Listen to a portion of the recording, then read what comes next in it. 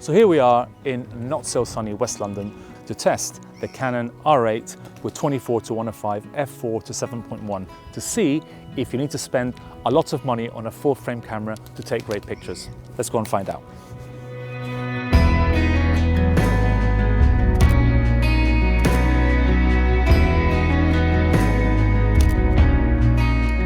So what is this camera all about? Well, I mean, before I go into the specs, the way that I see this camera is basically a stripped down full frame camera from Canon. And that is quite a rare thing if you think about it. Back in the day, there was no such thing as a value full frame camera, and that is exactly what the R8 is.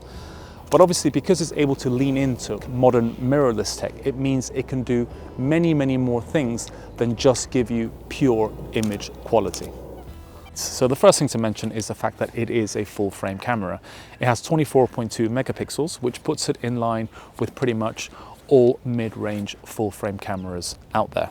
The next thing to mention is that it has no mechanical shutter as such. It uses an electronic shutter and an electronic front curtain shutter, which gives you extra functionality. What that means, however, is that it can shoot up to 40 frames a second with the electronic front curtain shutter and 6 frames a second when just the electronic shutter is used. What might surprise you is that this camera is also weather sealed, so you can take it out in inclement conditions, safe in the knowledge that it is protected. So the Canon R8 has Canon's dual pixel CMOS AF2 sensor in it, and what that means is that it can actually use every single pixel within the sensor to pick up motion for autofocus. So that means that it doesn't really matter what subject you got it set to. If it's got motion, it will be able to lock onto it. And I've actually noticed that today filming some fast moving and fast flying birds across the river, and not only was it able to capture them even when my autofocus point was set nowhere near the actual flying bird, but it actually managed to maintain the autofocus even as it panned across the frame. Really impressive.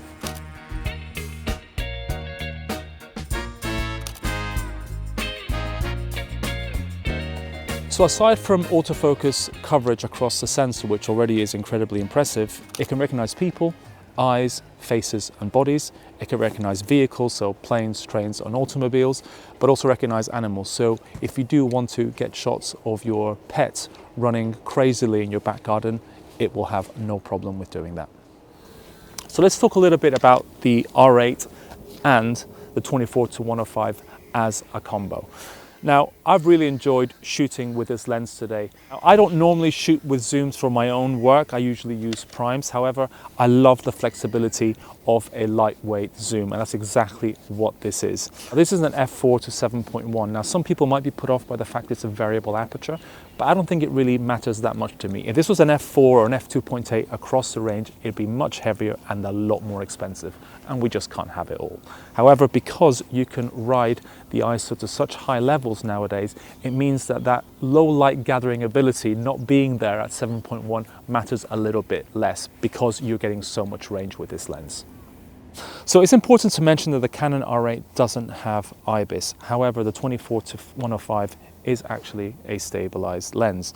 Now, normally, if the camera body were to have IBIS, those two things would actually work in tandem to give you a stabilized image. I've done a test with a 24-105 set to 35mm, and even though the boat behind me is actually moving very slightly in the water, I did manage to get a sharp shot at half a second, and I think that's pretty impressive.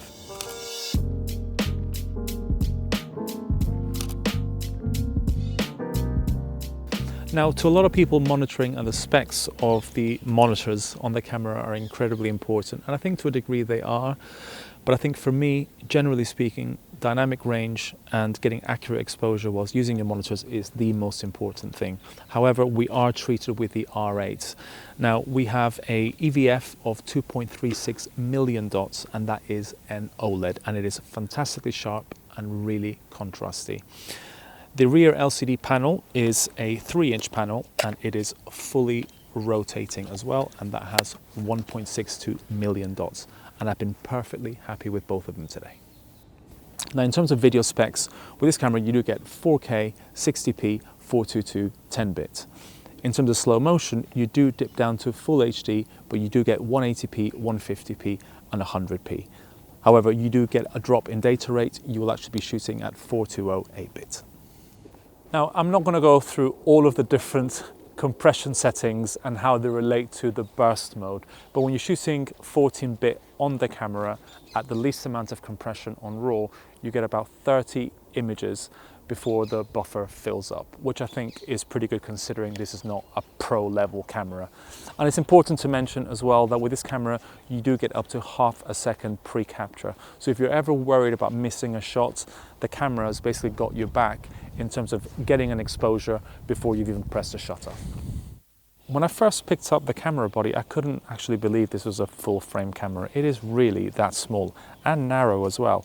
However, it is incredibly comfortable to carry. This hand grip is so deep and incredibly comfortable. You feel like you can almost just hang it off there without any issues of dropping it. So in terms of comfort, it is fantastic.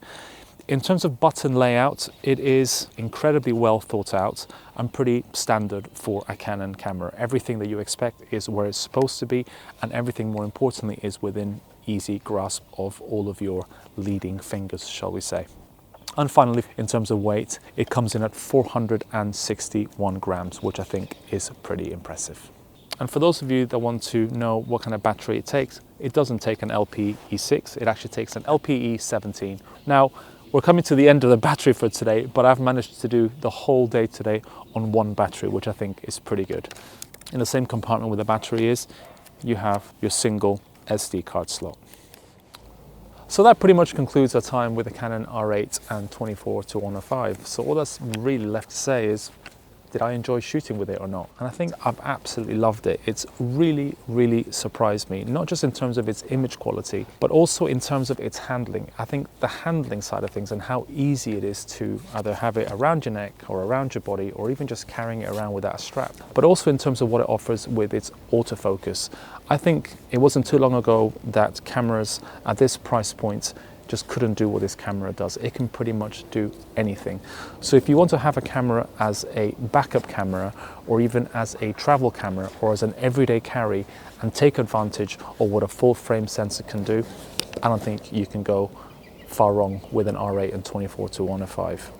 And considering that this combo is now on offer at £1,599, I think it represents fantastic value for money, but also it gives you a great platform to begin your journey with full frame photography. So if you wanted to upgrade your lenses, you can't go far wrong with this.